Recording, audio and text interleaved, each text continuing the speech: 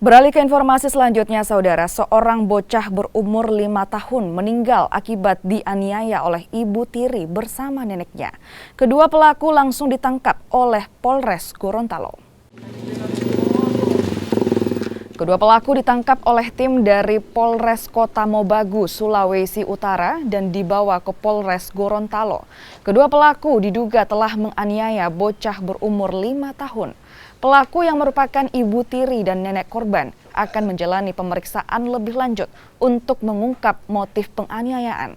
Selain itu, polisi juga akan melakukan pemeriksaan kepada ayah korban terlibat dalam penganiayaan atau pembiaran. Sementara itu, polisi telah melakukan olah tempat kejadian perkara di sebuah indekos di Kelurahan Molo Sifat, Kota Gorontalo dan menemukan barang bukti berupa sapu lantai, gunting, dan kain yang diduga digunakan menganiaya korban. Kami telah mengamankan dua terduga pelaku dan satu saksi di Polres Gorontalo Kota dengan bersama beberapa barang bukti.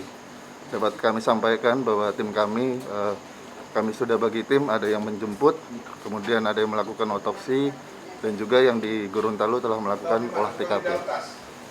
Berarti terlibat kasus apa, Pak? Terlibat kasus penganiayaan anak yang mengakibatkan meninggal dunia.